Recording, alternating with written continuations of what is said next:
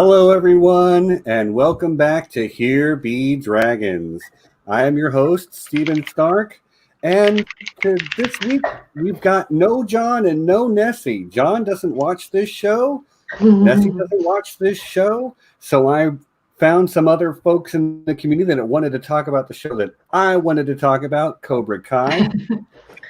And we've got joining us, returning for, I don't know how many times you've been a guest, Cecilia. You've become like a recent semi-permanent addition. So welcome back, Cecilia from Geekstrelia. Thank you. Thank you. I'm always happy to be here, you know. Yeah. We've got John Bronsteen. John, you've been on the channel. It's been a minute, but old friend from the A Song of Ice and Fire fandom. It's so great to be here and to see you, Stephen.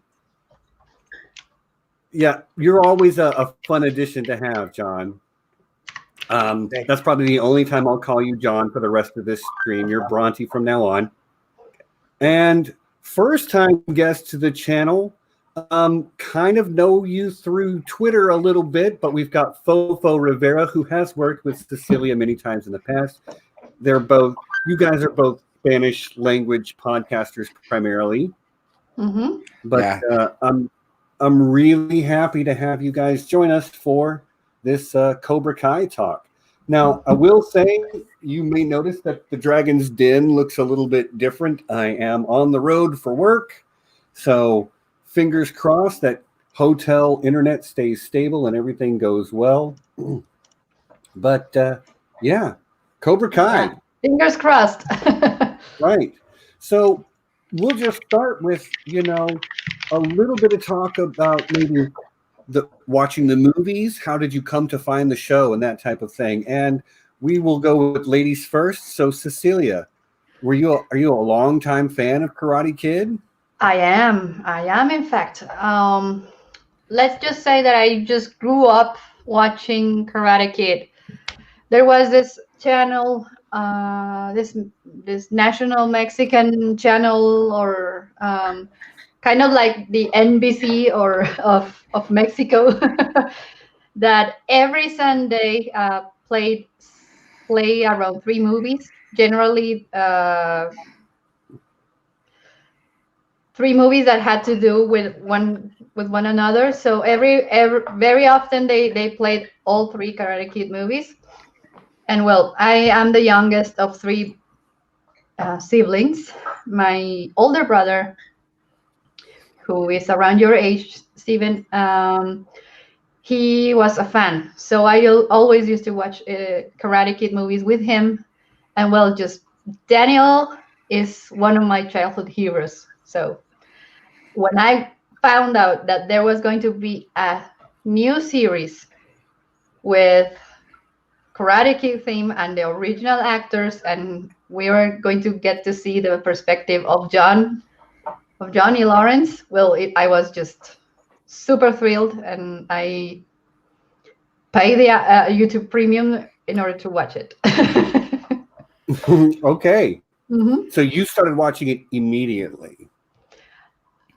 When the second season started. Okay, fair enough. And then we'll go. All right, Fofo, I'll throw to you. First time guest on the channel. Love to hear what you got to say. Are you a longtime fan of Karate Kid also?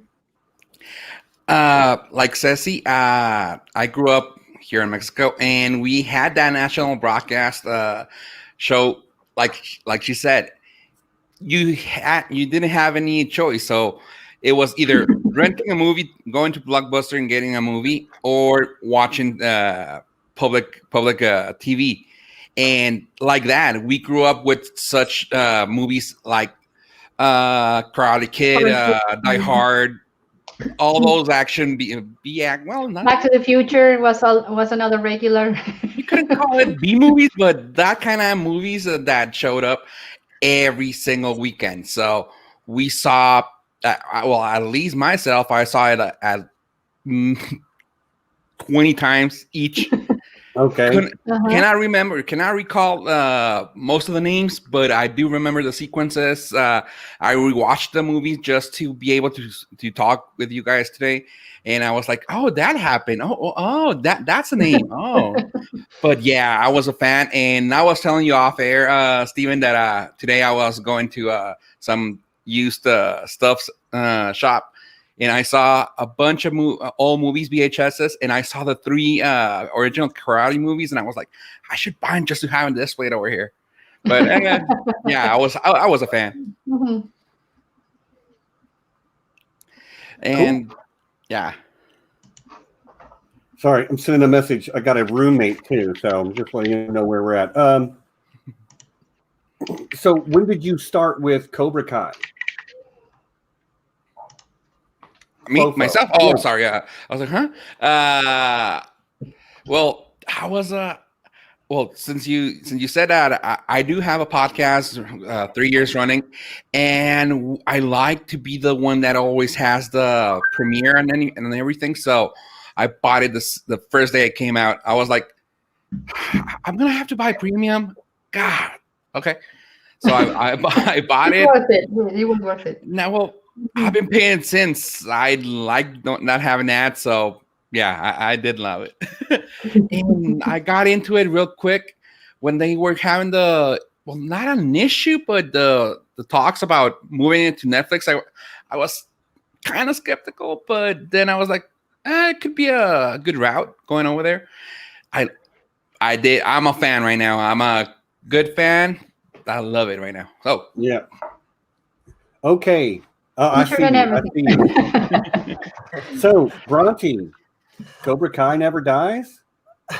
Yeah, I was also a huge fan of the movies as a child, and then I even would occasionally rewatch them as an adult. I love them. And then how I got into Cobra Kai was there's a sports journalist named Bill Simmons who I follow, and he's super into the Karate Kid movies, and talked about this show and publicized it. And like Cecilia, I finally got around to watching it when the second season came out.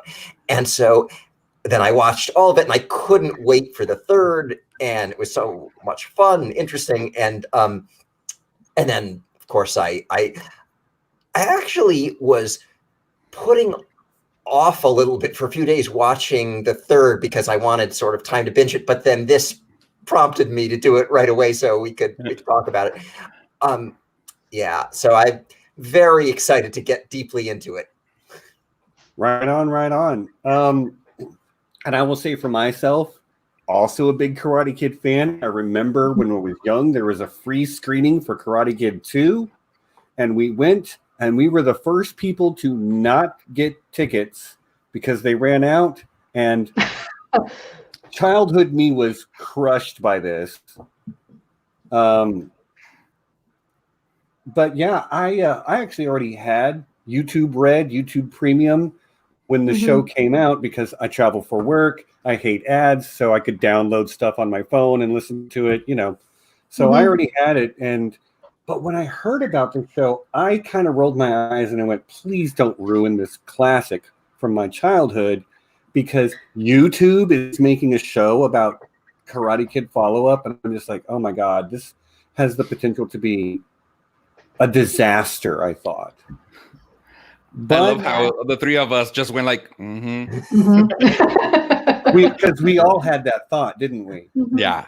But I watched it as it was coming out the whole time. Watched season 3, binged it in one day, the day it came out, because I love this show that much. Karate Kid and that kind of thing is a little bit outside the purview of what we would normally talk about on Here Be Dragons, because it's not nerdy enough. But this show's got nerdy DNA in it. The number of there's Game of Thrones references and Marvel references and Doctor Who references, and it's good stuff. Yeah, it is. So, let's talk a little bit non-spoilery at first for those that have not seen it. And all right. Yes, John, there are Doctor Who references in the show. Yeah. But so Can I just say something, Stephen? I think that actually it makes a lot of sense for Here Be Dragons, because being a nerd is such a major theme of what's going on in the show. Yes, exactly. I think you're right. And even back in the Karate Kid movies, I mean, well, Danny didn't really qualify as a nerd, but he was but he had that rejected thing in common. So, yeah. He was definitely sort of an outcast. Mm-hmm. The new guy, the quiet guy. So yeah, he was totally the outcast. Mm-hmm. Yeah, and that's sort of a slight shift in some ways in the show versus the movies, in that the characters who are being bullied in the show, some of them at least, are what we'd call nerds, unlike Daniel. And Celia's absolutely right. Daniel really wasn't a nerd, but some of these characters are. Yeah. Yeah, especially like Dimitri is the biggest nerd character. Well, and to a lesser degree, Eli, before he makes his Hawk transformation. And I guess I do want to talk a little bit spoiler-free at first, as much as we can, to give those people that have not seen it an idea of what it is, and maybe what it isn't, because there's a lot of people that don't watch it because they don't know. I don't think they understand really what it is. Like, I'm not going to name any names, but at least one person I know didn't want to watch it because they didn't want to see, you know, the guy that was the bully turned into a hero. And and I understand that. But this, first of all, it doesn't turn him into a hero. And second, an anti-hero. Yeah, but second of all, it does give you context to his situation that makes his actions and his way of approaching his life as a teenager more understandable. Like, so you gain some sympathy for him, but he doesn't just become the good guy either. Yeah. Right. And there's zero, the show doesn't even the tiniest bit do the wrong thing in like ever glorifying bullying. Like bullying, it is, if there's one thing that is totally clear from the show right from the start, it's that is it horrible in the view of the show. And one of the big themes in the view of the show is the main character coming to fully internalize that lesson. Yes. Yeah. Which does not happen quickly. And you will be surprised at the way certain roles get sort of swapped depending on the set of circumstances. I like to say that there's a lot of young people that are leads, but the two adult leads, being Ralph Macchio and William Zabka, they are the protagonist of their own story and the antagonist of the other guy's story. Yes. Yeah. It all depends on the point of view. Where we will get there. Yeah. When we get to the final episodes of season 3, but yes, that is essentially the thing. They show you, without getting any spoilers yet, we talked about that the other day, Cecilia and I, about how you can see both of their points of view, and then there comes a third. And it's like, oh, okay, you have to see it from another perspective, from separate from them, to be able to see the whole picture. And it's like, dang. So, yeah. And I did like that. Another thing that this show just absolutely nails is the way that it understands its own legacy and can play on its nostalgia without overusing it. Like, there are flashbacks. They have all these films that they can do flashbacks with, and they do, but they're always placed in just the right spot in the story to give that extra level of heart to a moment, or context to the people that actually haven't seen it.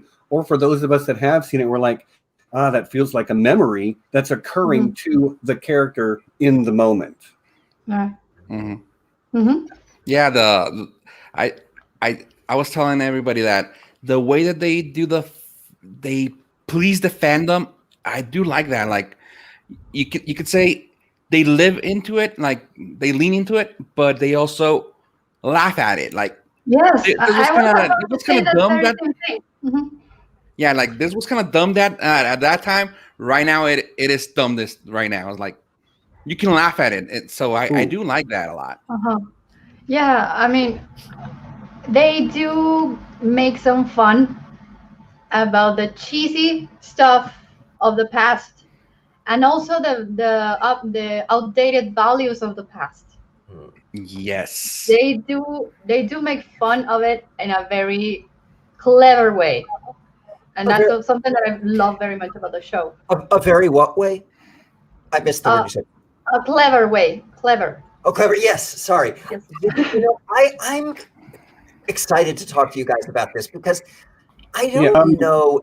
I'm Oh, yeah. I believe. I'm sorry. Steven is I'm experiencing experiencing some difficulty, some technical difficulty. Okay. Should we talk while you're experiencing it? Yeah, I'm going to come out and come back in. I'll be right back. Okay. All right. Good. Don't Because worry. I wanted to talk to you guys about what you just said about the making fun of the kind of retrograde or problematic values of the past. I'm not totally sure what I think about the show's handling of it. I mostly like it, but like part of what the show does, it's showing it from Johnny's perspective, and Johnny is sort of a Neanderthal. Like he's he's living for a long time in the past. He doesn't know how to use computers or anything, but also he like has some, at least initially, some problematic values. He's like not very progressive, but he's not a bad person, and he kind of stumbles toward appreciating the good things about progressive values and now. But at the same time, the thing that sort of gives me pause is that the show definitely, one thing it wants to do is poke some fun at how far things have gone towards some of those progressive values. And I as someone who embraces those progressive values, I don't know how much I love, like how totally okay it is, the poking fun. Like maybe they're right. Maybe what they want to say is that there's some middle ground, that some things, even good things, could be taken too far, and there could be value in that. But it makes me a little uncomfortable because there are reasons that things have gone in the directions they have, that and so I'm curious what you guys think about that. Well, from my perspective, well, I do embrace those progressive values as well. But I am also very aware that not every people can be able to switch to that mentality in a very smooth way. Some people struggle with that, and I understand that because, well, I come from a very conservative family, and I'm like the black sheep of the family because of that. I mean, don't get me wrong, they love me, and we all get along really well. But I think differently from them, and I know that they struggle with this kind of values. And well, and one of the things that I like about Cobra Kai is that you get to see those values in contrast mostly with the characters of Johnny and Miguel, because it's Miguel who teaches Johnny that his values, I mean his views about the world, are no longer acceptable. And Johnny is struggling because, well, this is the way that it was in the past. This is the way that we did it back then, and I don't understand why you are so whiny. Why you are so weak? Because it's a lot of toxic masculinity. But I love how Johnny little by little accepts and embraces these changes. Yeah, you hit the nail right on the head when you said toxic masculinity, because that is one of the things that this show is talking about. That's what the show is driven by, isn't it? Like Actually, both of yes, them have that query, have that problem between each of them. So it's that's drives the show, I think, and the way that he is being woken, you could say. But I kind of feel weird the way that Johnny has been secluded from everything, and we just get to see it right now. There's a joke that I did like a lot where it comes to when he hands in the computer. It's like, okay, yeah, we get that you're not tech savvy, but I think you have been out there in the world, so you should know that wireless means Wi-Fi. So I'm going that way right now because, like you said, all the toxicity, all the nasty ways that generation led to being this politically correct right now is because of them. So I do like that, and like you said, Bronty, sorry.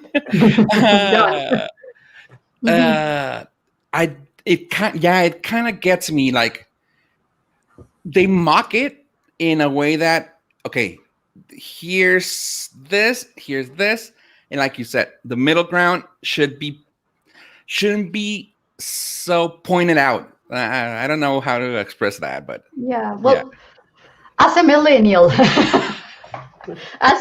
myself, well, the guys in here are not millennials, are actually Gen Z. But as a millennial, I can tell you that an elder millennial, actually, I can see why older people want complain about this generation being a crystal generation and getting offended by everything. I get it. Maybe there are some things in life that are more important than complaining about some guy said this that is not appropriate, right? And we need to cancel it right away. I'm not a fan of the cancel generation. I'm not a fan of cancel culture, but no. But I get it, and I like the way the show portrays this shocking views about each other's generations, you know. And one of the things that I personally find it really funny is that you can see the joke impersonated about the okay boomer and you millennial, when in fact neither is a generation that they pointed out. I mean, Johnny is not. Johnny and Daniel are Gen Xers. In fact, they are not boomers. And the young cast is not. It's actually not a millennial. No. It's a Gen Z, and you can see, and it is really, really funny from the outer perspective, and as a viewer, you know. That's such a good point. I hadn't thought of that, but the classic boomers versus millennials is being depicted here via two generations, neither of which is a boomer or a millennial. That's very good stuff. Yes. Okay, Xer. Yeah. Bronty and I are both Gen X. Fofo, I don't know. Are you Gen X or are you millennial? I'm right in the middle. Okay. I'm X. Yes, I'm what they call like a xennial. Xennial? I got you. Yes, well, I was actually born the year that the first Karate Kid movie was out. Okay. 1985. But like I said, well, we had a lot of reruns in air TV during many years, so I saw it like a zillion times every time they put it on. So it says that we ought to be nice to boomers. Yes, I am always nice to boomers. They gave us really awesome music. And these movies too. So yes. Yep. Yeah. So I don't know what else to talk about as far as non-spoilery stuff goes. Honestly, I'm not sure what else can be said. The cast is great. The returning actors are fantastic in their parts. The new cast are so good, maybe with one exception. I think in the first season, I will say the actor that plays Robbie did not do it for me that much in season 1, but he's been great in season 2 and 3, and everybody else is killing it. Yeah. And the young actor who plays Miguel, I believe his name is Xolo Maridueña. He's fantastic. He's my favorite from the young cast, actually. I completely agree. I completely agree. In fact, he might be my favorite of everybody. He might be mine too. That kid's going places. Yes. And you know what? For us, for Fofo and I, both Latinos, it is awesome to see a leading Latino role right there. I mean, well, obviously the lead roles are Johnny and Daniel, but hey, the lead young star is Latino. I would have to say on the first 2, I don't know about you guys, but I felt like it was mostly him carrying the show. Yes. It was about the grown-up guys like Daniel and Johnny, but the show was completely on him and the young cast. This one tends to be more towards the old guys, but yeah, Xolo is doing a great thing over there. Yeah, totally. I mean, if you had told me going into this, hey, you're going to see the actual actors who played Daniel Russo and Johnny Lawrence, and it's going to be all this stuff about them, and then there's going to be some kid who has nothing to do with the original movies, who are you going to want to see a lot on screen?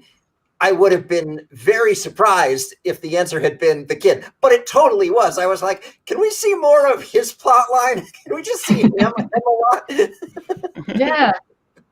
He has the most to do in any season, at least of the young cast. And obviously I don't know every actor's name. I know Xolo's name, but the girl that plays Daniel's daughter, and then the guy whose name is Samantha, and then the guy who plays Robbie. Again, Robbie didn't really do it for me much in season 1. I'm not sure if that's down to how he was directed or whatever. Again, in season 2, season 3, I think he does great. So those are like the 3 leads for the young cast. But I agree. Overall, Xolo is the like the standout. Actually, for me, I didn't have issues with the young cast, especially with with Robbie. And to be honest, to be fair, I still don't like Robbie. But about the rest of the cast, well, Xolo is wonderful, and the girl that played I don't remember the name of the character. Tori, maybe? No. The first female student in Cobra Kai. The one that was friend of Aisha? Yes, Alicia. Yes, Aisha. She was fantastic as well. Yeah. They were both. Those two were my favorite young actors. And during the first season, I didn't really like Samantha that much, but she has grown to me. During season by season. This season was particularly the best for her in terms of acting and character development. So yeah. Yeah, I agree with everything you're saying. Yeah, and I agree. I have to say, Robbie, in terms of acting, I think for me, even now, could do better probably, and it's just so stark because he's got all these plot lines that involve Miguel, and Miguel is so awesome, and the actor is so awesome who plays Miguel. So it's a real contrast. The Robbie actor is very kind of closed off. I mean, it's probably an acting decision. He thinks that because of Robbie's terrible childhood experiences. Maybe he doesn't show any emotion, but it's acting. Like, you're going to have to be interesting and show you have to make the person come to life. Yeah.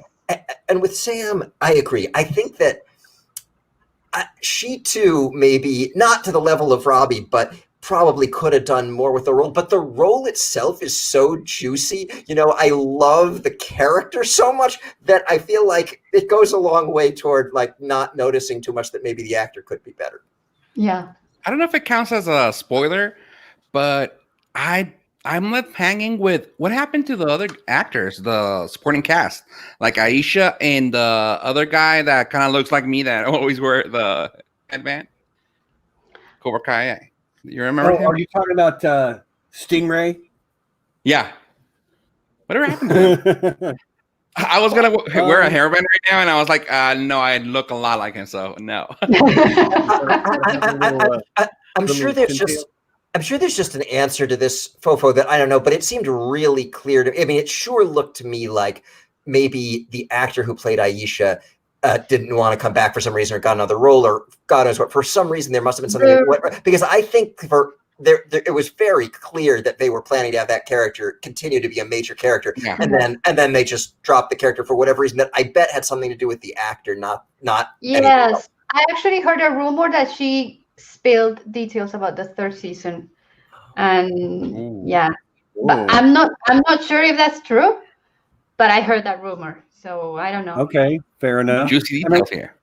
And I will say, like, as far as not having Stingray back, they give you a very good reason in the movie or in the show why he's not there. He's not allowed within 500 feet of a kid after the events of season 2. But yes. But as far as why not have that actor back, I don't know, because he was brilliant. I don't know. Just the Stingray character was so good. I loved him the same way I loved Johnny Lawrence in this film, because there you go. Yeah. Although wasn't he on the red team? Yeah. So I have to agree with I have to agree with I don't know who changed names over there in the chat. Robbie was good for YouTube Red, but now Netflix, he's bland. I don't know if they're not gonna be giving him any more character development, but like you guys said, I do feel like he's lagging compared to all the other supporting kids. He has gotten better. I do have to agree with that. He has improved his acting, but he's not there yet. He's not at the level that the rest of the cast. So I really hope.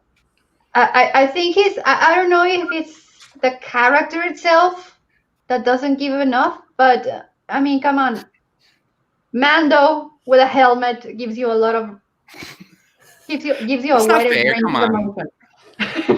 Yeah, I guess And you didn't even see this Robbie is no Pedro Pascal. No, he's not. He's cute though, but not Pedro Pascal cute.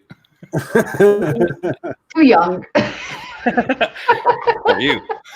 For me, he's too young for me, so no. Yeah. Okay, so this is the official end of non-spoiler talk. From here on, we're just going to talk about whatever we want. We're not talking about season 3, which is the most recent. We're literally talking about the entire show. Let's just hit the highlights and talk about what we love, because that's what I like to do. But if you want to be completely free of spoilers, this is your chance to dip out. And I will say thank you for coming. Hit the like button on the way out if you would. I would appreciate it. And go watch Cobra Kai and then come back and watch the rest of this show. All right. Johnny. Okay. Go ahead. No, go ahead. Cecilia, go no, ahead. I was just reading one of the comments that someone thinks that I am a little bit biased on the whole who's more handsome Ira. Well, it's a matter of taste, really, but yeah. Yeah, beauty is subjective. Mm-hmm. Okay, Maybe. so my favorite thing about this show, and it continues to be, is just how disconnected from the modern world Johnny Lawrence is. Oh. Like, he doesn't even know what Facebook is. He's like, put one of those hash browns on it and send it to the internet, which is just a great line. Yes. I especially. Okay, go ahead. I'll say No. point. You absolutely, Cecilia, please go ahead. Okay, well, sorry for the interruption, but now that you mention it, I want to point out. I don't know if you somewhere in the internet saw the message that Johnny Lawrence actually wrote to Ali. Oh, that paragraph. Oh, so great! I love that so much.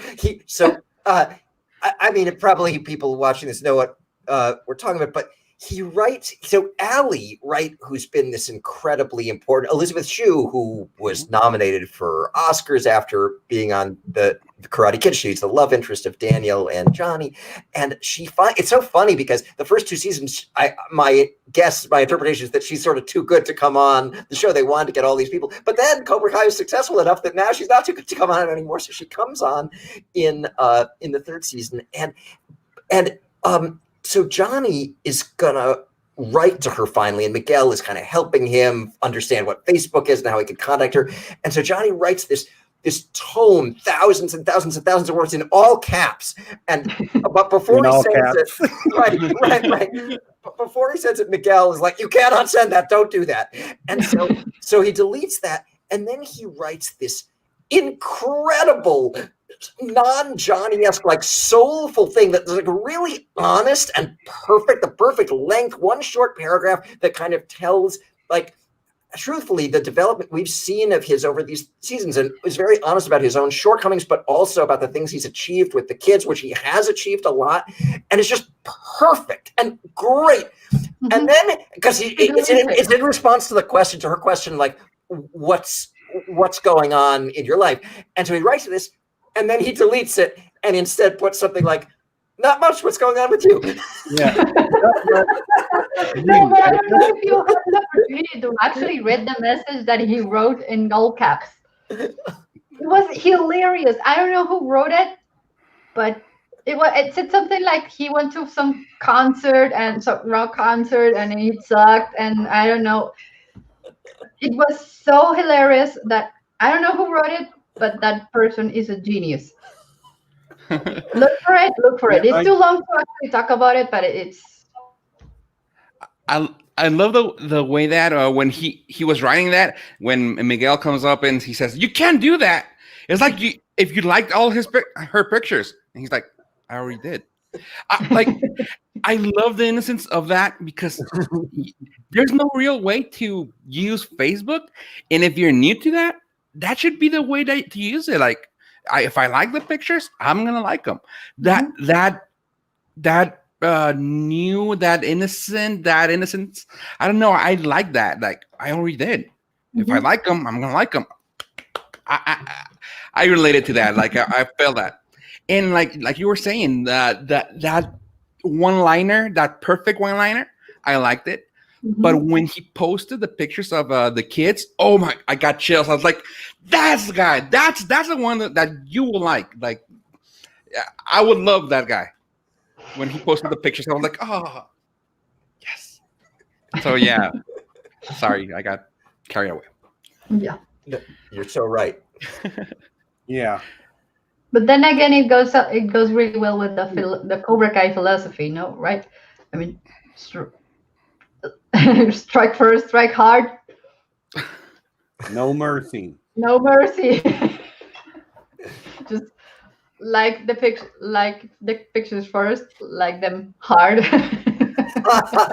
Oh, that's right. I didn't think of it that way. Yeah. yeah, like first. And like, then no mercy means he got every single one of them. Yes. Oh, see, I don't know how to change names. It's got it. Like first, like hard. Good stuff. That's funny. Yeah, it's perfect because like rhymes with strike. Yeah, Yeah. it just works. So yeah, there are dozens of instances of Johnny Lawrence not getting the modern world because he's been in his bubble, so cut off from the world. It seems like since the 80s. He got stuck in the 80s. Yeah, like he never left high school in a lot of ways. He was in a kind of bubble. I was trying to say that when it came to the Wi-Fi.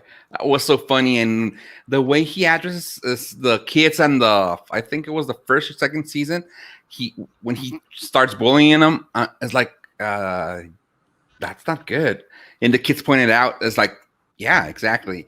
And the way, like John was saying, the way he progresses onto being a little bit more woke, a little bit more updated version of him, I do like seeing that growing up. Yeah. Go ahead. No, go ahead. You go ahead. I was just going to say that it's, one of the things the show obviously wants to do is have this reversal between Johnny and Daniel, right? Because Johnny in high school was this rich kid, and he was also the cool guy who initially was dating Allie, and he was the karate champion and everything. He was the guy who was sort of a winner in high school, and things came easily to him. And Daniel was a misfit, and it was an outcast, as Fofo said earlier. And then here now, Johnny's life has gone so badly. By the start of the first season, right? He's now living in the poor neighborhood where Daniel had grown up, and hasn't at all figured out or even tried to adjust to the new world. And he's a misfit in this new world, whereas Daniel now is a fish in water. Daniel is this very successful businessman. He has money. He has a beautiful wife, a beautiful family. He has, everything. And also he's just adjusted seamlessly to the new reality, right? He's hip to the stuff that the kids talk about. They make Game of Thrones references. He gets them, and he makes, he's this fantastic cook. He makes sushi, and whereas Johnny, we see when he meets Allie, goes into this restaurant and he is listening to other people to know how to order. Daniel doesn't have that problem at all. Daniel Yeah. For him. Yeah. But then again, Daniel does struggle with it, with it a little bit, though. I mean, when at that time when he was opening the dojo and he made that commercial, it was so hilarious when someone in Twitter actually started canceling or something. They started using the hashtag Daniel La Racist because he was making a cultural appropriation of Japanese culture, and someone said it, and he didn't understand why. I mean, he does, yes, and he struggles with it as well. But he's a little bit more open because, well, first of all, he does have contact with his daughter, his teenage daughter, and he has to learn that language in order to survive as a parent. But but yeah, I love the fact that he also struggles with it, and you also see it in the way that he approaches his problem with Johnny. They are both wrong. They are both completely wrong. And one of my favorite moments in the whole series is that time when they get together when the first time that they get together in a car, and they start playing 80s music, and they start singing along, both of them, and understand that if only they sat down and talk about their differences, they would be the best friends ever. Yeah. We wouldn't have a show, exactly though. Right. Yeah. Also true. But it's really interesting that each season they give us an opportunity to see these two men in the same place in a social environment and not at each other's throats, where they come to some kind of understanding. And then, of course, it's kind of soap opera-y, so that gets ripped away before it's allowed to grow into a genuine friendship. Mm-hmm. But in season 1, they've got the moment at the bar. At season 2, they've got the moment at the restaurant and salsa dancing. In season 3, they're looking for Robbie early on. So it gives us kind of what we want a lot of times, but then it says, no, you're not ready for that yet. It hasn't really earned it. One good night does not change the way you perceive a person. 2 good nights don't. But where we find them at the end of season 3, I feel like they have put in the work to get these 2 guys to stand side by side, not as rivals, but as 2 people working towards the same come on, brain, the same goal. And I just want to say hello to Dazed Ape. Somebody I don't recognize says, hi, I'm new here. Dazed Ape, we cover nerdy stuff every week on Here Be Dragons. I'm off camera right now because I'm experiencing some internet issues, but thanks for joining us. It's always nice to have new people join us. But yeah, I lost my train of thought. I get so excited when somebody new comes in. I get it. We were talking about this final season, final moment. Oh yeah, like the way that they were actually able to put Johnny and Daniel together, working together, and they haven't really done anything yet. But they just, the way season 3 ends with the combined class is just so good, and it happens because of a really great villain. So we haven't mentioned Martin Cove as John Kreese. John Kreese yet, but he is still fantastic. Oh, he's so good in this. It is. He sells it. And great. And he becomes that. So in season 1, it's like Johnny and Daniel are opposites of each other.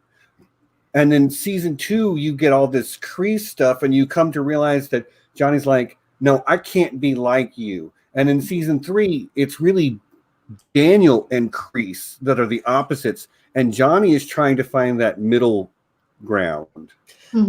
Totally. And I'm really glad the show did that, because I think the show needed to, there was kind of a problem inherent in the whole idea of the show that I think they sort of solved that way, or they're moving towards solving it, moving far towards solving it, which is that, in the beginning, they set up Johnny in opposition to Daniel, and Daniel, for all of his imperfections, is basically like embodying the Miyagi ethos, which is presented as all but perfect, or at least very, very positive. So if Daniel is good and Johnny is in opposition to Daniel, what does that make Johnny? And does that make Johnny bad? Clearly the show does not want Johnny to be bad.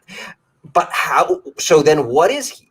And so by introducing Kreese, they create this much more interesting potential solution to the problem, which is, as you guys have all been saying, Fofo and Steve and Cecilia have all said, there's this sort of middle ground, right? If Kreese represents like bullying and just being a bad person, and Daniel and Miyagi no Karate represents a kind of very difficult to achieve sort of self-abnegation, kind of being perfect in a very extreme way. Johnny is now trying to achieve what it's so funny in classic Johnny fashion. He puts it in a perfect way, but in a super kind of déclassé perfect way. He's like, you guys should be teaching the kids. He's like, I want you to be badass, but that doesn't mean being an asshole. And that's right. The mantra. That's something in between the two where you can be badass, but not an asshole. There's the light side, the dark side, and the gray side. I kind of feel like that. The gray Jedi. Yeah. I think he's going to be like that. He's going to be the medium, the Yeah. Well, yeah, because even with them working together going into season 4, it's not like they're going to have a unified message in front from the from the first. Like, there's going to be a lot of sparks between these two. Yeah, but the interesting thing is that the kids are going to be the ones to actually calm them down and get them to talk and, actually make them agree on something. And I think that's going to be really interesting. I mean, what you were saying, I completely agree. Johnny is like the human. It's like how to be good in a human way, in a human, realistic, possible way. I mean, everyone struggles. Everyone is an asshole sometimes. Can we are always assholes to someone else. Yeah. Sorry, but can we just point out the excellent name that Johnny gave to his dojo? Eagle Fang Karate. Oh. And it's so great that Dimitri Eagle Fang Karate. Dimitri's like, eagles don't have fangs. Yeah, he pointed out and like, what? Yeah. Yeah, but then Johnny is a character. Johnny is hilarious, but he's also lovable. Yes. Oh, so like there's only. I'm sorry, Cecilia. I'm interrupting you. Go ahead. No. You go ahead. I'll say it later. This joke is just killing me. When he says only one animal can kill a snake, and the kid's like a mongoose, and he says a real animal, Bert. Yeah. He's so clueless. It never stops being funny. Mm-hmm. I mean, he's hilarious, and in a lot of ways. Yes, he was the bully during the first season. He was during the first movie, and you have to acknowledge that. Everyone has to acknowledge that. Everyone knows. But to that person who had doubt or felt morally compromised to root for the bully by watching Cobra Kai, you shouldn't worry at all about that, because we get to see Johnny's nature. Yes, we get to see Johnny's life story and why he thinks that Daniel is the villain of his story, and how he really efforts to be a good person within all his limitations and all his outdated ideas. And you really see how he really struggles against that, because he wants his students to be good. I mean, he wants them to be not good in karate, but good in life. He wants them to do good in life. Mm-hmm. He actually cares about them. He actually loves them, especially Miguel. And well, he grows into you. I mean, I loved Daniel because he represents a lot for me. But then we get to see Johnny, and you really get into a little bit of conflict, because you love Daniel, but you want to root for Johnny, because you have seen how much he has struggled in life. His redemption arc is pretty good over here. Yeah, I do like that, and you can see the motivation that he has to point the kids towards a good direction, help them out. Hence, now if you look towards Kreese, he's all about vengeance. Mm-hmm. He's even letting pointing out towards Hawk. He's being told D-bag with Hawk when he was your first and loyal follower. But why? Because he has a stronger student, and he wants revenge. He doesn't want just, oh, I have this loyal kid. No, I want the strongest one because I want to kick these guys' butts. So yeah, I do like that redemption arc for Johnny, and I mostly root for him in every single way, for him and Miguel. Yeah, it's about both of those things. one, it's kind of sad that that's what it takes to get Hawk finally to get back on the right track. That it has to happen to him. It's rather than that he sort of empathizes with the people he's been bullying. That's not what happens. It's that he realizes how much of a horrible person Kreese is, because, as you said, Fofo, he was Kreese's star student, really. And then Kreese turns on him because Kreese is just such an asshole that, you can never, no matter how close you are, no matter who you are with him, you can never trust him because he's just a terrible person. And so finally Hawk realizes that when it happens, then when Kreese turns on him, kind of turns on him, favors these other kids because they're better athletes and everything. But I was glad that finally Hawk, Eli Moskowitz, comes back to his friend Dimitri after all this time. Thank goodness, because it was so miserable.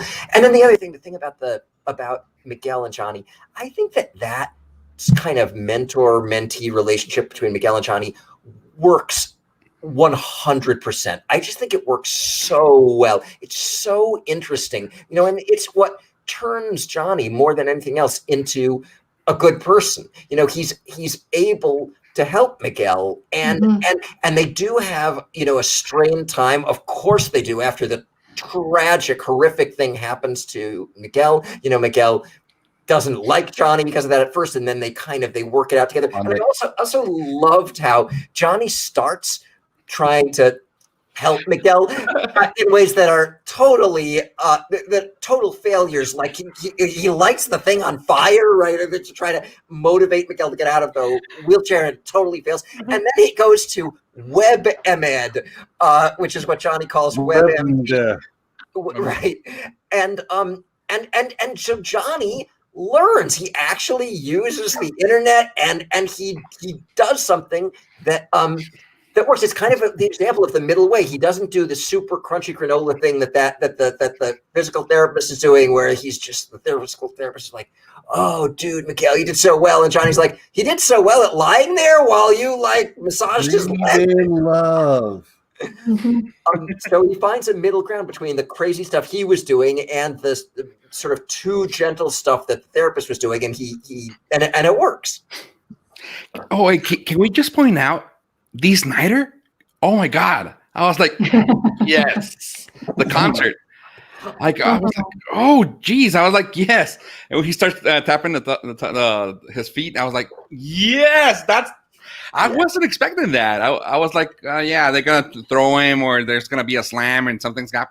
But just the tapping of the feet, I was like, yes, that was subtle. Totally agree. And it was so perfect. It made total sense. Johnny actually had an insight there, a brilliant insight, which is that Miguel was trying too hard. He was so focused on doing this that he was sort of blocking himself psychologically. And Johnny had to completely take his mind off of it. And when Miguel wasn't thinking about trying to move his foot, it happened. Just a thing. Somebody's pointing out that exactly. This was recorded before Netflix bought it, so it wasn't Netflix money. It was just the pull, the fandom brought him to it. So that's gonna be it. Yes, third season was still due to production. Well,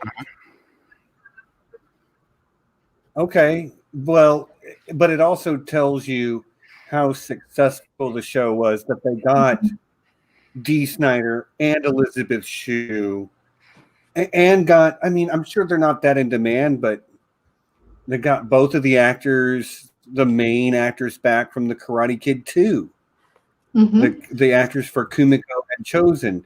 And I generally think this show does really well with not having too many, coincidences or whatever. I mean, obviously, there are things like, if there was a karate brawl in my high school, the National Guard would have been called in for oh my God, that is afterwards. You know what I mean? So, yes. There is.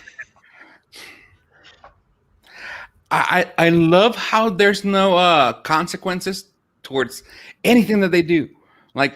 Yeah, I mean, that is one of the real problems that I have with Cobra Kai. We were talking about that, right? I put it out in our stream with Fofo and in our show, in my podcast, is that in the country where you can literally sue someone that stares at you in an ugly way. Kids are punching and kicking themselves in a high school, and nothing is going, and there are no legal consequences whatsoever, and no one. And I can't believe. Although it was interesting how they did make this point that the two kids who suffer real consequences are the poor kids, right? Yes. Robbie and I think her name is Tori, is that right? Yes, yeah, Tori. They get in real trouble. Robbie basically goes to jail or juvenile detention, and Tori also gets thrown out of school. And whereas Sam, who's from this wealthy family, very connected family, the Daniel LaRusso family, who everybody likes, that family, she kind of gets a slap on the wrist, which in a way is deserved. Like Sam is basically good to the core, but still, I think that was a good thing that they did, that they depicted that differential treatment. Yeah. The privilege. Yeah. But yeah, so, I mean, if you will excuse me. Oh, Cecilia, I'm sorry. I hate to interrupt you, but we've been going for about an hour, so I want to go ahead and do the mid-roll. All right. This is the part of the show where I tell everybody who's here, hey, thanks for coming. You look great. Please hit that like button if you would. It helps, spread the word. And we... every little bit helps. We're a small channel here, but have a good time. And also going to make sure to shout out the patrons. Our Patreon is led by our High Council, including Lord John Bronsteen the Wise, sitting in the bottom right corner of your screen right now. Say hi, John. Hi, everybody. Our High Council is also Sixto Sounds, a.k.a. JP the Axe Grinder, my IRL friend and the best guitar player I've ever known. And also Ridiculous Ed Tollett, who is probably listening to us at work right now, or usually he's getting off work right about this time, but I know you're listening, buddy, and he is our alpha patron, and we love you very much, sir. And they are backed by the lords and ladies of the realm, including Lady Leaf Underhill and somebody called Aemy Blackfyre, lover of poles, who is in, and both of those wonderful ladies are in the chat right now. So love you guys. Thanks for all the support, patrons. If you want to become a patron of Here Be Dragons and help, cover the costs, we'd appreciate it. Links down in the description. Also, links to everybody's Twitter, YouTube channels, all of that stuff is also down in the description. I've got stuff for Cecilia's channel. Bronty, I've got linked to your essays over there on Red Mice at Play. Fofo, I've got your border.fm link down there in the description. So, you can follow all of their stuff down there. We'll go around the table. Cecilia, what have you got coming up in the near future over there on Geekstralia? Okay, next Thursday will be my first ever English episode of my podcast with this fine gentleman up here. Who, me? Yeah, you. I hope it works out this time. It will. Well, I hope it. Well, I say that work is so stupid in January for me. Like my schedule is terrible. But fingers crossed. Fingers crossed. Yeah, but you will be there and we will be discussing your very favorite sci-fi show right now, which is The Expanse. We will be discussing the first 3 seasons of The Expanse, and we will later discuss the other 2. I believe the 5th season is still going on. Yes, the 5th season is here now. Yeah, so we will be discussing the 4th and the 5th season when the 5th season is over. And also the next English episode I will be having Chris from Smokescreen. Oh. Yeah, I will be having him for a long time. Yeah, he will be in my channel to discuss about his book that he's writing, or he wrote, The Crimson Guts. So be sure to stop by. I will be doing English episodes every 2 Spanish episodes at first, and then I will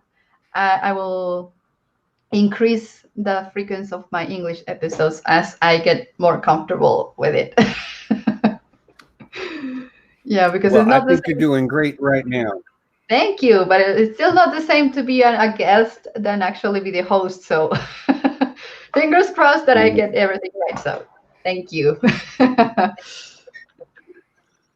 Bronty, you got anything that's coming up that you're doing? I know you don't appear on camera a whole lot. I was really happy that you joined us for this one, but you got anything in the works right now?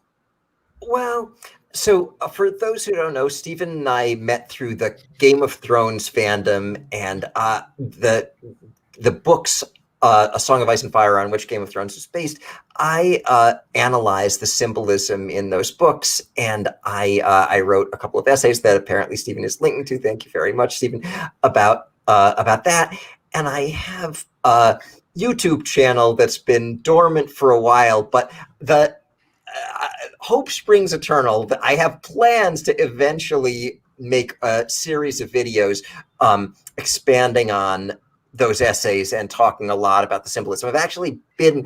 I haven't stopped all this time doing work on it, but I have stopped producing, videos about it to sort of share that work. So I really want to do that, and I look forward to it. I also hear that in March, maybe I may get an invitation to talk about that kind of symbolism on Aemy Blackfyre's channel. She also does, she analyzes that symbolism with respect to, in particular, Eastern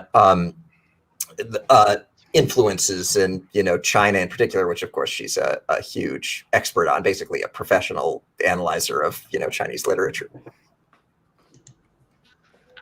Yeah.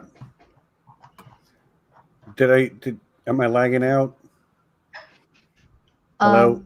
Am I back? A little bit. You're there. I can hear you. Okay. I think I'm getting a little bit of lag. It's not too bad, but it happens every once in a while. Fofo. Rodolfo. What's coming up over there on Okay. I have a podcast 3 years going as a Spanish speaking podcast where we talk about geek culture, technology, and all that sort of stuff. And I'm trying to get at least 2 guests. It's myself and 2 other gentlemen who talk about this, and we're gonna try to have at least 1 or 2 more guests on this following months. Some famous podcasters. Cecilia knows them, so you might know who they are. And that's pretty much it. I want to try and get something like this going on where we talk about stuff. I'm gonna be having Ceci help me out because she's the master here in Juarez. But yeah, that's pretty much it for my part. Cool. And next week on Here Be Dragons, a week from today, we will be talking about WandaVision. The first 3 episodes of WandaVision, which have been awesome. I have loved it. For those of you that are like, I want to be on that, I've already had a lot of people jumping at me. Go ahead and put your name out there. But we've got 2 guests for next week. We're going to have Aemy Blackfyre, who was just mentioned a moment ago by Bronty, I think. And we're also going to have Erin M., who is in the chat. Erin M. doesn't make her own content, but she has been a guest on this channel and sort of like my sister channels over at John Webster Film and the Unspun Yarn and all of that. Yeah. I see you raising your hand, Fofo. Oh, maybe we'll get you sorry. Maybe we'll get to the next set of 3, but we're going to do it 3 episodes at a time. There's 9 episodes in total, so we'll do 3 separate things for WandaVision. And I'm not sure what's the week after that. Maybe The Expanse again. We'll just have to wait and see. But yeah, I'm looking forward to all of that stuff. But yes, the next thing is with Cecilia, this coming Thursday? Thursday at 9 p.m. Central Time. 9 p.m. Central, 10 Eastern. Okay, I will be. If I'm not home, it's because I died on the drive home. So, yeah, that is. Okay. I forgot how late you go, so I don't think I'll have any issue being there.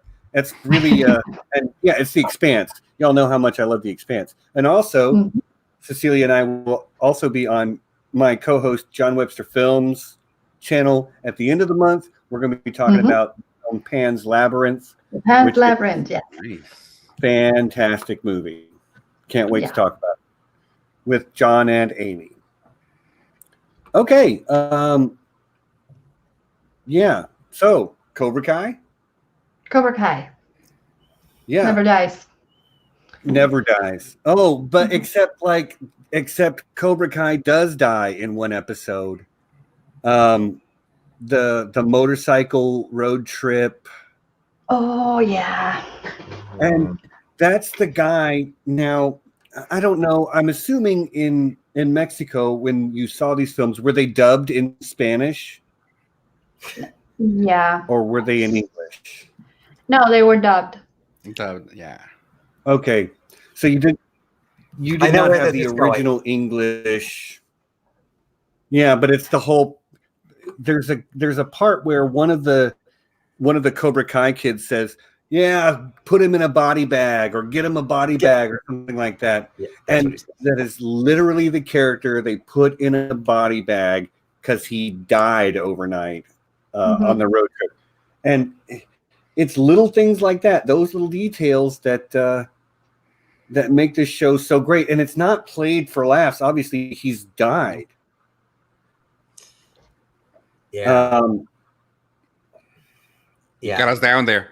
It's the moment Steven's referring to is near the very end of the first movie when Johnny has swept the leg and Daniel is limping around and is really seriously injured right before the crane kick happens, when there's a lot of commotion in the crowd and everything. It's super exciting. The dramatic music is blaring in the movie, and it's right before the crane kick, but it looks like Daniel is just horribly injured, and this guy, this terrible member of Cobra Kai who's standing next to Kreese, is delighting in Daniel being injured and says, "Get him a body bag." Yeah. And it's the glee with which he sort of screams, "Yeah." That's kind of became like a meme or something. And so Steven makes a great point about how the show makes a turn on that. Very interesting. At the beginning of season 3, I think, did they do a sort of in memoriam for that? Did the actor die who had played that guy? Yeah. Yes. IRL. And it's sort of like this. It's become an internet, falsehood, urban legend, what have you, that they brought him back because he was dying, and that is actually not the case. He was fully healthy when they shot that, but he got ill and died not long after that. Wow, amazing. But they brought back Johnny's friends from the past. They brought back Kumiko and Chosen. Like this show really understands its own history. They brought back Daniel's mother. Oh yeah, totally. When they revealed, and it's so perfect because this is what ended up saving Daniel's business. When he's back with Kumiko and Chosen, and then this other woman comes by, and I'm thinking, who could it be? I can't remember any other person from that. And it turns out to be the girl he saved in the monsoon. I almost cried. Got in the machine. Goes in the machine. Yeah, they turned out Yoon was her name. It was like, how did they find her? Her name was Tracy Taguchi. Tracy Taguchi in real life. She played Yoon, the girl from Typhoon. I was like, really? You had to go and find the original actor? So it was actually pretty cool. But it was like, this show has not skimped on that at all. Like if they are going to get a legacy character from the films, they are going to get the actor that played them and nobody else. And I pointed out something about talking about kind of like the body bag thing to Cecilia on her podcast, that whenever they say something and then they show it to you, though it's kind of like the transitions. I don't know. Sorry if I doesn't translate well, but the way let's say, oh, you're gonna have to get some water, and then they cut to like somebody doing this, and then that kind of thing when it cuts to they said something I think about ice, and they break the ice whenever they come back to the bar. Yeah, which is also a cute Easter egg when it comes to the way that breaking the ice. Daniel broke the ice. So yeah, there are a lot of really great cuts, like you're saying, transitions. The best one is when, at least for me, when Kreese has the guy's finger in the cigar cutter, and then you cut to somebody cutting a hot dog, and it's just like, whoa! Oh, I wasn't ready for that in the moment. Right. And speaking about Kreese, we finally get to see his backstory, and it was really interesting for me to know why he is the way he is. I mean, he's a veteran from Vietnam War, and it didn't go really well for him. And well, he had to endure many really tough stuff back in the past, like pretty much everyone else in this series and any other character in this series. But what is really interesting is how it turned out for him, because you see Johnny also struggling with his life and his past, but he at least makes an effort to be good, to be a good person. Yeah, he's always he keeps being an asshole, but he's a conscious asshole. Actually, I'm glad you guys brought this up, because Kreese is something we need to talk about. First of all, the thing that Steven references is very important, because that's actually Kreese doing something very, very positive. Kreese, he saves, I think it's Tori, right? She's being harassed by her landlord, and Kreese stops it. And so he does this very good thing. Now, he does it in a horrific way, right? Threatening to mutilate the guy. But he does it, but it's still a positive thing. He rescues someone who needs rescuing. And it is good, I think, that they show the Kreese backstory. They don't stint on anything. Even with Kreese, you see it from his perspective. And just like Cecilia said, it's so true that it's interesting, because Kreese, even though he had it really hard and terrible things happened to him, we can understand why he became what he became, but we don't. But it's still not okay that he became what he became. Yeah, unlike Johnny, he learns the wrong lessons. What you say. Sorry, everyone else, but I really have to point out this thing out. Kreese, the motive why Kreese does good stuff every now and then is a bad motive, actually, because that is his way to control the outcome. Yes, that is his way to control his students. He does something really awesome for them. He wins their loyalty, and then he takes advantage of it for his own benefit. I was gonna point out I'm sorry. What were you saying? Like that? Steve? Yeah. Well, I was gonna say the thing about Kreese putting a stop to that. It wasn't because he was kind-hearted. It was mostly because he wanted to have her on his team. It was like, if I do this, I'll win her over. I don't want a redemption from him. I don't need it. It's like it's the show for Johnny and Daniel and the kids. Kreese is the antagonist. I really don't need him, or even if it comes to this on the 4th season, Terry Silver to have a redemption arc. They're the mean guys. They're the bad guys. they played it out like such on the movies. I really don't need them to be good guys. I think you're right, and I think so far that's how they've played it. I think they're right. Even for a bad guy, it's good to show the backstory, how he became a bad guy, why he sees the world in the messed up way that he sees it, without having him get better. That works, since we've got all these other redemption arcs. It works probably better. I agree with you, Fofo. So yeah, I think that's right. I also want to add, I didn't think that the Kreese backstory in the very end, worked as well as I wish it had. It looked like it was going to be so good. Like they set it up brilliantly from the beginning of the season, all these flashbacks, and it's great and it's fascinating. All this stuff, like from the very first scene where they're playing the song Bully Bully, right? Bully Bully, it's a whole show about bullying. And it's from 1965. And so you realize it's a generation earlier than you're used to. They're going back a generation before the Karate Kid one. And I'm thinking, oh my gosh, whose story are they telling? Which characters are going to be? Which characters could be? And then you see this big, tough football player, and I think, oh my God, it's Kreese. And then they trick you because the football player isn't Kreese. Kreese is the guy being bullied. And then they've got the interesting Vietnam story, and you like, oh my God, this is great. It's going to show this epic, horrific thing he went through that will explain how he became who he became. And then the thing that they show is very different from kind of what I thought it was going to be.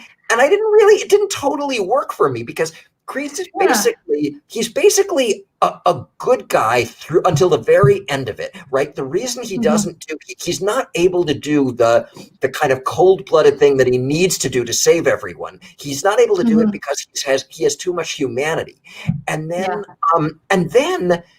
in the very end, he just sort of goes completely in the opposite direction and murders this guy. And even though that guy was kind of awful, like, that doesn't mean it's okay to murder him, but we don't really see why. Like, what is it that changes? Because Kreese has been good all along. The young Kreese has been good all along, and then suddenly he converts from good to murderer, and you don't really know why. At least I couldn't figure out why. Yes, and let me say something real quick. I mean, I see there's another show that I watch and love called This Is Us. I don't know if you guys have watched it, but there's another one of the main characters of this show is also a Vietnam veteran that also experienced something really awful, right? Well, every soldier that has been in war has experienced something awful or has seen something awful.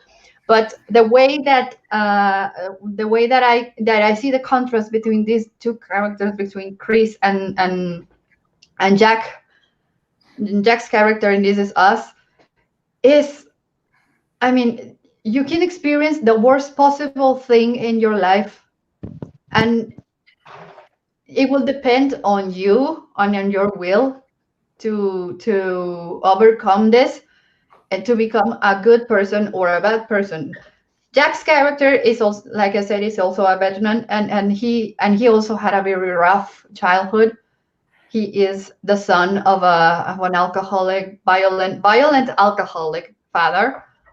And he's always and he grew poor, and they present you Kreese as someone who has grown poor and has gone through the difficulties, so serious difficulties, to the point of not being afraid to fight the bully even before going to Vietnam. Correct me if I'm wrong, right? But wasn't Miyagi also in Vietnam?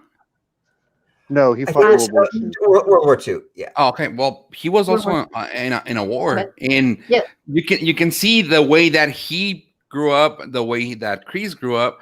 It's like totally the opposite. So I agree with you. It's what you choose to be, what you choose to do, and emphasizing on what John said. It's like, he just snapped like that. It was like you were growing on that narcissistic behavior. What did it? Yes, but they jumped it like it was like okay, it was going up. I was like, oh geez, you can see him struggling, you can see him doing this, and then all of a sudden it was like scarring Simba, scarring what was Mufasa. Mufasa. Like, why? I want to address what I don't know how to change names just brought up. Miyagi fought in the 442nd, which was an all Japanese American division, and is known for being the most decorated soldiers to fight in World War II for the United States. More medals of honor, more Purple Hearts, all of that. Which is why Mr. Miyagi has a Medal of Honor. Okay. Yeah, and regarding what Fofo was saying, thank you for picking up on the thing I said about how I'm glad to feel supported that that it wasn't just because I thought it was crazy why it seemed so sudden the change about their backstory though. The Miyagi backstory and the Kreese backstory are very, very different, even though they were both in war and horrific wars, because Miyagi had this incredible parental tutelage, right? His father was this amazing guy and taught him all the stuff that he then taught to Daniel, and that Daniel now teaches to Sam. And whereas Kreese, we're told in almost a throwaway line that his mother killed herself, right?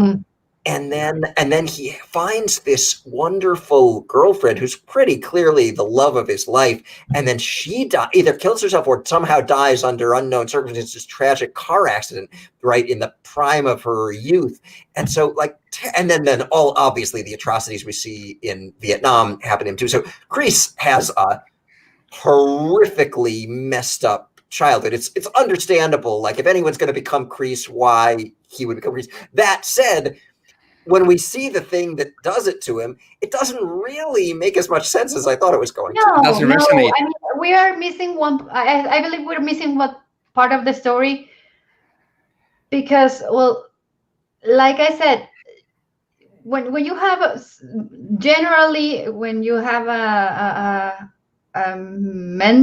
major mental problem, like narcissism or or being sadistic or I don't know, sociopath or something, you had a rough childhood, and we see a glimpse of that when the scene where he fights the bully before going to Vietnam, when he says, I'm not afraid of fights, I'm not afraid of getting punched. Maybe because he was punched before, and he's pretty young.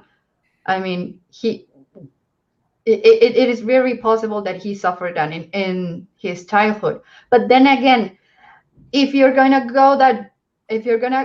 jump that jump, you really need to actually show something a little bit more clear in order to justify that behavior to the audience. And we need to get to see it. I mean, we have seen millions of stories about soldiers watching and experiencing terrible stuff during war.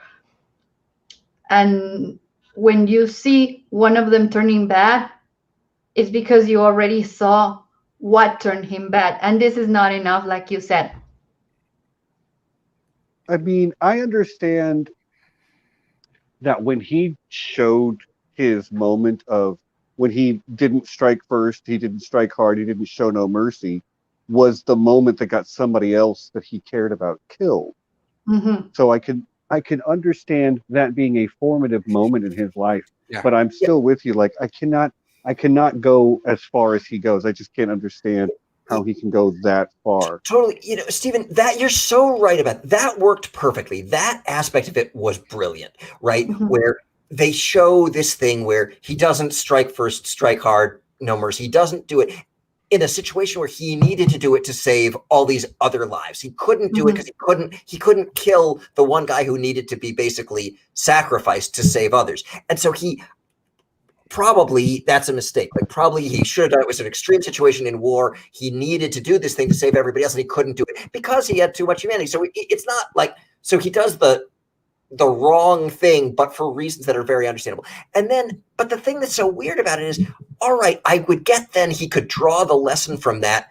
Okay, sometimes you just have to do what needs to be done for the greater good. Like you could see him going too far in that direction, but instead he goes in a total like a weird tangent off ramp, where it's like, now instead of learning that I do what needs to be done for the greater good, instead I'm just gonna murder someone for no reason, to achieve nothing, like, because that's what he does. He ends up murdering this guy for nothing. That is not a lesson that makes any sense to draw from his experience. Yes, maybe if they shown scenes where these guys torture them within the the cell that they were inside. I mean, or maybe I don't know, that they made them fight themselves, but inside the cell. And we've seen some of these scenes before, and they force them to do something really awful, like not just punching each other. I mean, you have to cut that other person's limb or something really, really, really awful. Yeah. Right, exactly. Or at least show the some sort of psychological break. Like if you want to do it, you could maybe have Kreese look down at the snakes for the first time when he sees what's going on there. And if you saw it from his perspective and saw him sort of snap because it's so horrible, that they're fighting, which would be interesting, because then of course Kreese ends up embracing snakes so much, which is obviously the point, I think. But you don't see that. You don't see something that could explain in any way why he goes from being so good to being so bad all at once. Maybe it was because maybe it was a rough cut. Maybe it got lost on the cuts, because you do have a certain amount of time. Because I do think that they did it, but it just feels weird. It popped out to us, so maybe it was filmed. So I don't know. Maybe it just didn't make the cut. Mm-hmm. Yeah. Hey, maybe. I thought it felt weird. I gotta Yeah, say I mean, and there's a lot of this show that is really great. There are a couple of things that are a little convenient or odd, for sure. It's not perfect. Mm-hmm. No show's perfect. But guys, we've got about 30, and there is one character who deserves a lot of mention, and that is Amanda. That character is a gem in the show. I love her so much. The way when Johnny and Daniel are getting at each other's throats, and she looks at them both like they're being teenage idiots about it, and she's right, and she's the voice of reason all the time. Yes, she is so great, to the point that, like, in season 3, when they bring back not one but 2 of Daniel's previous love interests, I'm like, Daniel, get away from them. Your wife is awesome. Go back to your wife.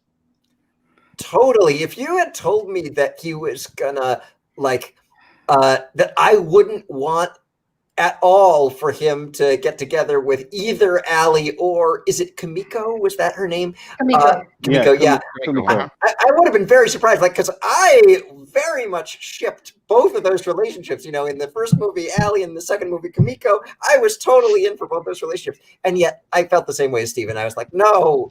Please don't. Amanda is, like Fofo said, the adult here in the story. And she's actually the only one who tries the legal way to approach Chris, but then fails because Chris was smarter than her and he moved faster than her. But yeah, she is the only character that actually behaves the way a real adult would handle this situation. And I love her for that. And I love her because her one-liners are killers. Fingers, yeah. Yeah, she mocks Daniel and she mocks Johnny in a way that no one else can. And she was really friendly, and she immediately connected with Allie. And they do a really interesting job of showing the strained relationship between her and Daniel's mother. I thought that was really sort of realistic and interesting, and I thought it was basically all Daniel's mother's fault. That's, often there are difficulties between mothers-in-law and daughters-in-law. And there are, but it was really realistic. It wasn't too over the top, and it wasn't nothing. It was kind of realistic and interesting. Yeah. One thing that was also interesting was they really looked like they were going to make a major storyline out of the strain in the Daniel Amanda marriage, Yeah. and then they didn't, and that was such a painful thing to watch that I was happy that they didn't, but I thought that they maybe could have done a better job of showing how it resolved itself. Mm-hmm. Yes. Although, can we point? I'm sorry. Go ahead. No, Fofo, please go ahead. Oh, and can we just point out she did something that we all wanted to do? That slap when she hit Kreese in the oh my god, that was candy. I was like, that's what it should have done. So yeah, I love that. Yeah, I totally agree. Catharsis. Mm-hmm. Yeah. But the way she's able to, and she's so friendly to everyone around her, and she's got her eye on the prize, and I agree, Bronte. Like, there was definitely strain in their relationship, but I think they did a good enough job of explaining it away as she came to understand the gravity of what was going on with Kreese. Like, that's a good point. She came to feel like Daniel was being less ridiculous than she had originally thought. Mm-hmm. Yeah, but what about all the stuff about how he was taking too much time away from the business? And I guess the resolution to that was that Daniel saved the business by going to Okinawa. Mm-hmm. And he got Noosh back, and he got the cousin back. It was so funny. Just God, he's so great. There are a lot of just, this show's got heart, and it's got the drama part really down well, and it all works together, but it's still just so funny too. Mm-hmm. Yeah, it's it's so entertaining, and I like so many things, but I enjoy it so much. One of the funny things is that, Celia said earlier, it's funny that none of these kids ever gets into real trouble, and then they do to a degree, but not nearly to the degree that they would really. The other thing that's funny about the show is that the show clearly wants to show you a lot of karate. It just wants to show a lot of karate. And so, like, if there are karate fights all the time, how many times in real life do karate fights break out? Like, in the street. I mean, the cops would already be there from the first kick in real life. But even here in Mexico, where things get ugly a lot. But yeah. And a quick question: do the LaRussos have stocks in IKEA? Because they're always breaking their furniture. It's like, gosh. Like, for real. Like, when they got on the third season, when all the kids came into the house, I was telling Ceci about that. I was like, you just pick up the phone, 911. I have someone breaking and entering, and they're smashing everything. They're kicking my ass or whatever. And that would have been it. But no, like, let's kick ass, and everything breaks. I'm like, I mean, the neighbors would have seen it, and the neighbors would have called the cops immediately. Exactly. From the first window broken. That's one of the things that I would really like to see a little bit of a legal consequence to their behavior. I mean, I get it. It's the show, and we have to watch a lot of kicks and punches. But yeah.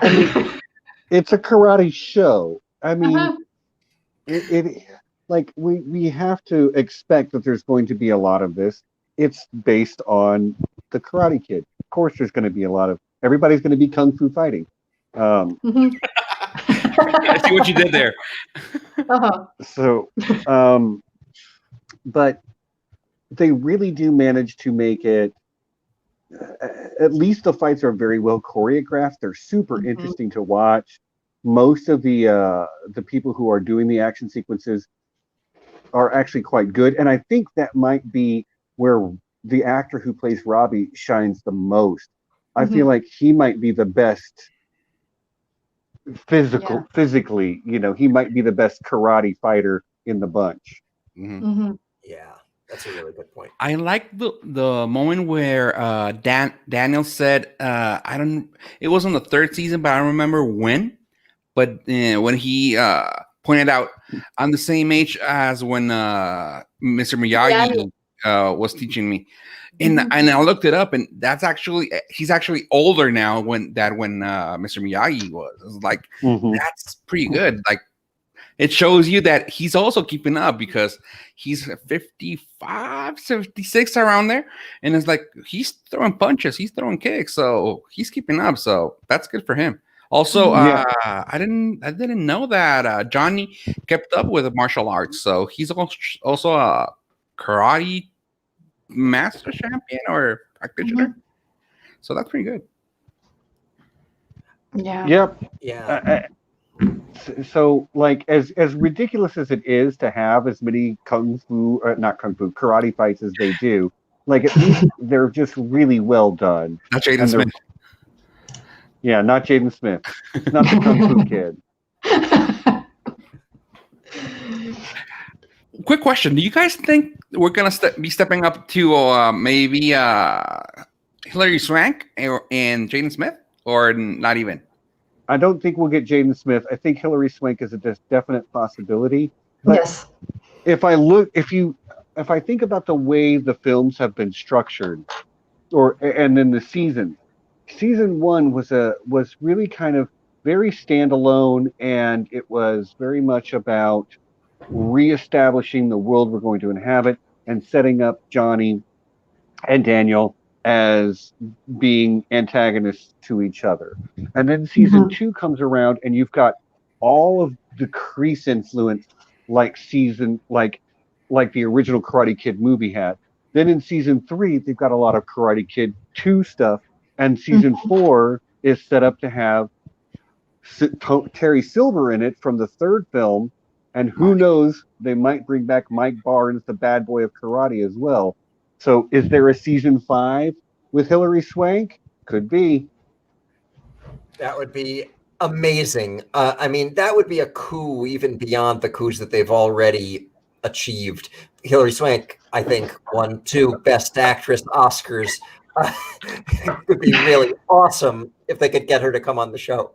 Yeah, and it will resonate right now because because Samantha. I think that would be a positive thing, because she's the only strong, positive women right now. I don't know how to say it, but yeah, if you think about her and what was Tori, which is the Tori with a Y. Yeah, it was the opposite to her. You need a positive role model, which would be Hilary Swank. Yeah, and I definitely see that. Well, we have Johnny, Daniel on one side with Miguel and Sammy. Like these are the four main roles in one side, and you have Kreese, you have Robbie, and you have Tori, and now we're gonna have Steven. What was the name of the new guy? Oh, yeah, the new Terry Silver. Terry Silver. Maybe we Mike? have 4 against 4, but along with Terry, there was a bad student right there. There was the young villain of the movie. Yeah, Mike Barnes. And that gives you 5 against 4. So maybe Hilary Swank's character is going to come and balance things out for a bit. No, I mean, because we've got Hawk and Dimitri on our team too.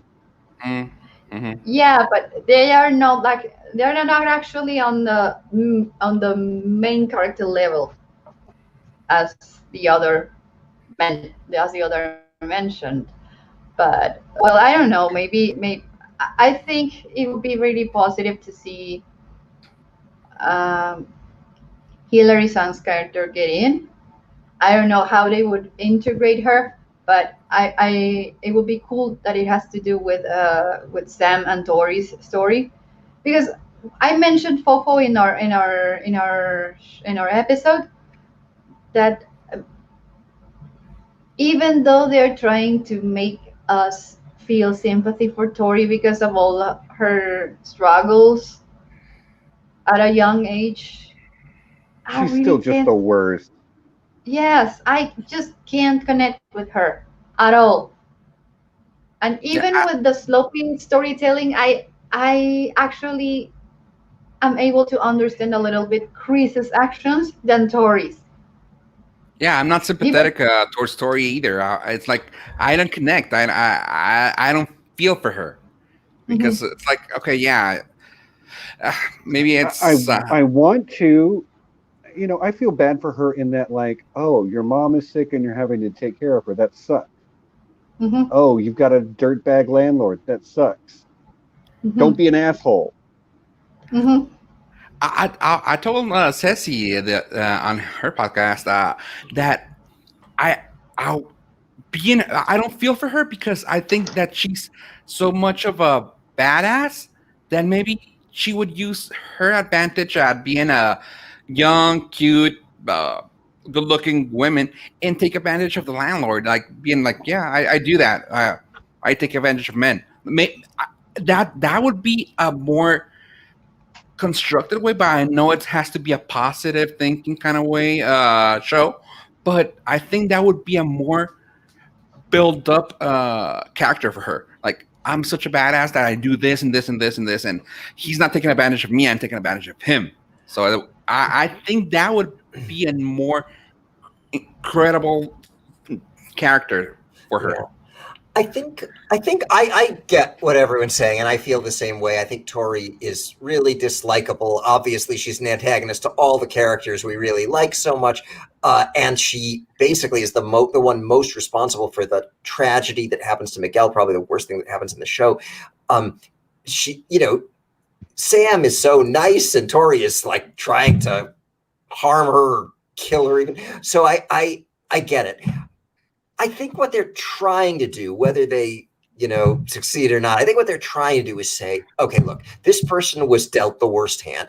She had a really tough time in life. And so she learned, I just need to be super tough and look out for myself and like be harsh. And then she tries for a minute to kind of be more than that. And she gets together with Miguel, right? This wonderful guy. And then Miguel cheats on her, right? And she sees it. She sees that. And then she just sort of like reverts to, okay, I was wrong to soften up at all, to like show any vulnerability. I should be what I always wanted to be, which I always thought I had to be, which is super tough and strong and mean. And I'm just gonna like embrace that fully. So I think that's what they're going for. And I agree with you that it doesn't work as well as I wish it had.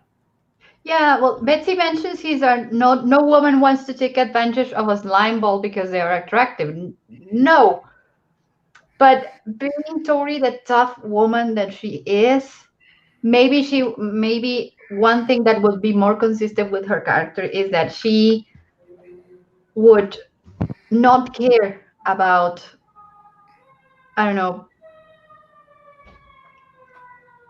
her morals will be a little bit more gray. I believe. Mhm. And I don't know, Tori's Bronte, is character. that you with the sirens in the background? Oh, yep, it is you. I hit your mute real quick. Sorry. There, Okay. we'll wait to see if they storm in through the door and take you away. You smell smoke? Yeah, and feel free to unmute as soon as they're gone. Yeah, But well, I don't know. Well, Tori's character, back to Tori's character. I don't know. I mean, I can see why she feels angry. I know. I understand. I've seen that kind of behavior in people in my environment, but I don't know. I don't feel that her reality is as tough as they want us to feel. Yeah. Yeah, so yeah, I don't, so therefore I don't understand why she's so angry about everything in life. I mean, I know, I get it. She's a teenager, and it's normal to be angry Teenage for angst, no yeah. reason, for no reason at all. Yeah. But and I know, I mean, the contrast between her and Sam. I mean, Sam is a privileged rich girl, and Yep. she's the embodiment of everything that Tori wishes to be, but she isn't. And we get it, but then again, you don't have to be that cruel. I mean, Yeah. uh-huh. Yeah. I mean, I still enjoy her character. She's fun to watch, but she's a bit far gone, Mhm. like Kreese. Mhm. So y'all, we're down to about the last 10 minutes here. Do we want to talk about our hopes for season 4? Sure. Things we want to see? And I am here for the sparks that are going to fly between Daniel and Johnny when they both are trying to teach the same class. Yeah.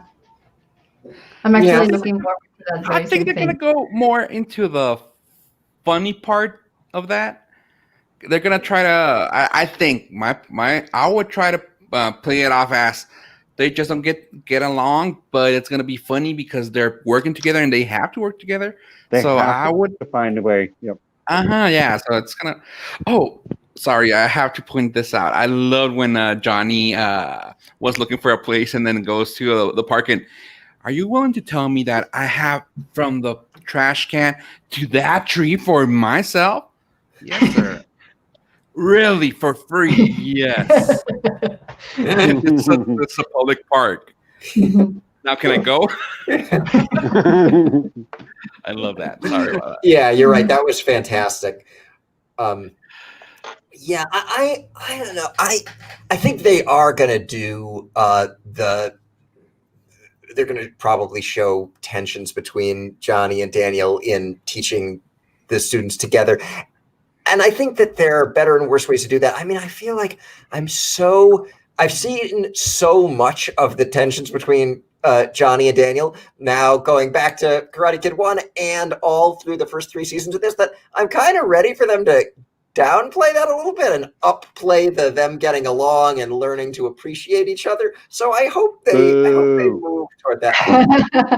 I would have to agree with both of you, but I mean, sparks will be inevitable. They are still very, even though the purpose of Alice's character's reappearance is for them to being able to know each other's story and understand why each other saw the other one as a villain. And now they are finally, I think she was the only one who was going to be able to erase that that issue that they had. And now that they are on the same page, there will still be sparks, mainly because Johnny is still working on understanding the new values for these times. Well, Daniel already does.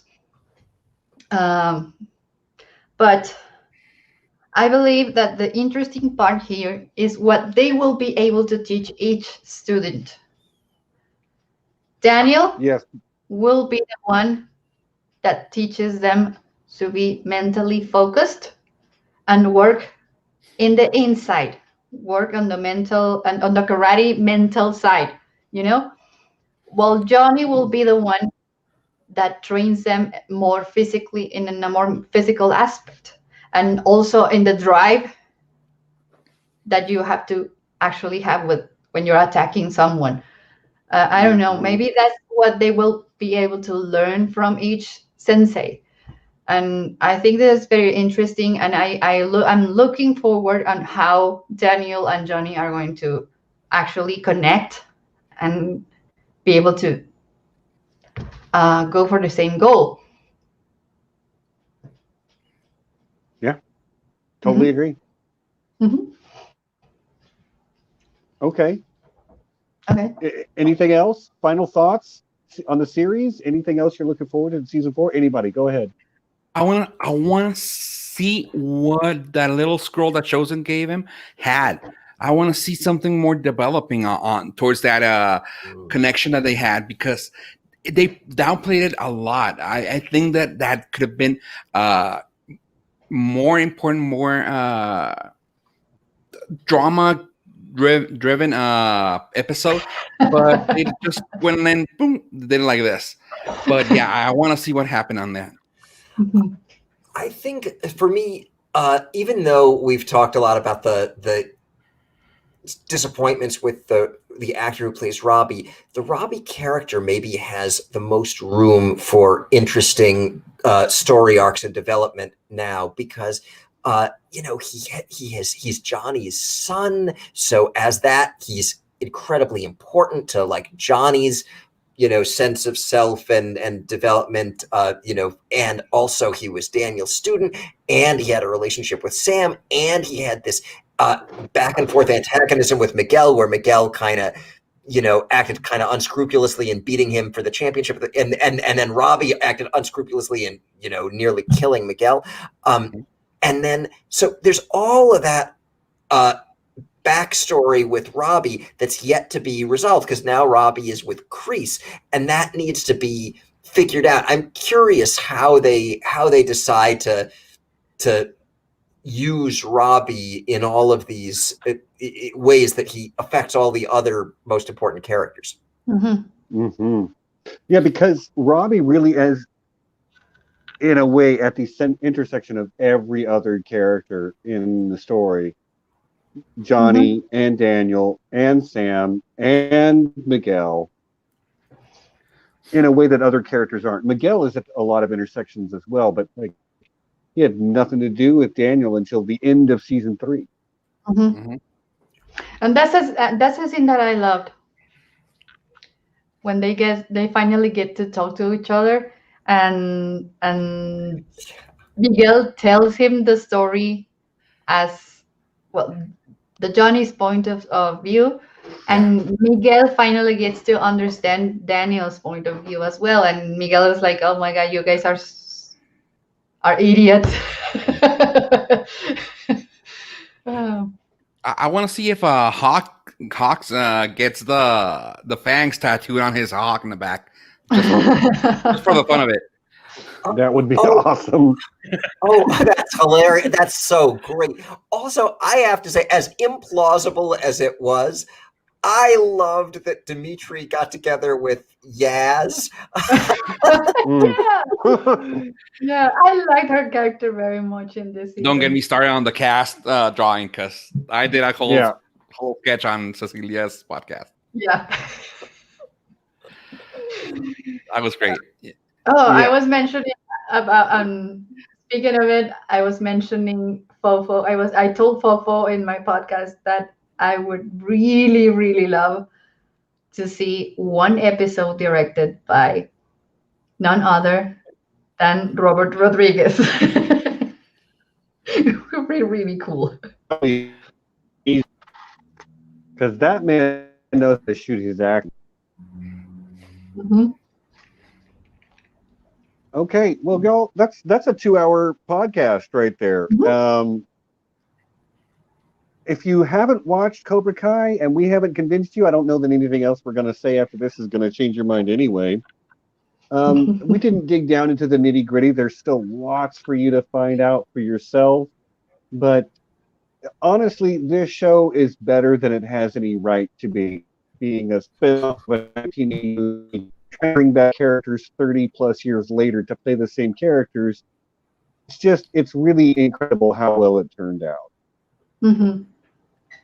So yeah. I hope you all, I hope everybody who hasn't watched it yet at least gives it a second thought, because it's absolutely worth your time. If you like the Karate Kid films, I think you're almost bound to like this a lot. And if you've never watched the Karate Kid films, this show still stands on its own. Yes. Yeah.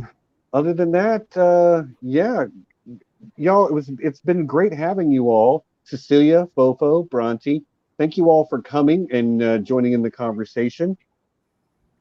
So yeah, come back next week to Here Be Dragons, where we'll be talking about the first 3 episodes of WandaVision. Not sure what's on the schedule after that, but we'll let you know. But next week, WandaVision, we'll be covering more Expanse real soon too, because I love that show.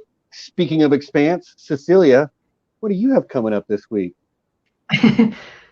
Precisely, The Expanse on my first ever English episode of a Mic podcast. I really hope to see you guys there in the comments. And well, it's going to be this Thursday at 9 p.m. Central Time, or my 8 p.m. Mountain Time. And we'll see you there. I'm really looking forward to do this. I'm a little bit nervous, to be honest, because it's not the same to be a guest than to be a host in a second language. But yeah, I'm really excited, and I hope to see you guys there. And Yeah. and by the end of the month, also I will see you on John's channel to talk about the Pan's Labyrinth. Yep, indeed. Bronty, you've got a YouTube channel. Technically, you write essays. Is there going to be some movement in that area soon? Someday, I think, I hope and think, but soon, probably not. I mean, I understand it is the start of a new semester, and you are in fact a law professor, so Yeah, that does keep you busy, I'm sure. it's true, but I don't know if I have any good excuse. I think that I'm just not motivated enough and organized enough to get it done. So it's my fault. I wish I could blame it on the job. Well, I blamed it on the job for you, so Hey. There you go. And finally, Fofo, what's coming up in the near future for you? First of all, thank you for having me. It was a pleasure. Oh, I'm here for you. And well, basically, like I told a while ago, I'm having some guests finally, which is a 3-man podcast, but we're gonna be having guests. You can find me on my website, which is border.fm, and you can find three or four part podcast there. I'm there always, so you can find me there in all my social networks as Fofo Rivera. Yeah, everybody's Twitter is down in the description, as well as the links that they discuss. So easy links down in the description. Yeah. So everyone who's here now, thanks for staying. We've got 18 people live. We've had about that many the whole way through, and I really want to say thanks to everyone. I know not everybody has watched this, but thanks for indulging me, regulars, and letting me talk about this show that I really genuinely love. And Fofo, Bronty, Cecilia, once again, thank you all for coming. And until next time, you know what it is. You can't see me, but trust me, I'm throwing up the 2 fingers. Peace, and be excellent to each other. Bye, everyone.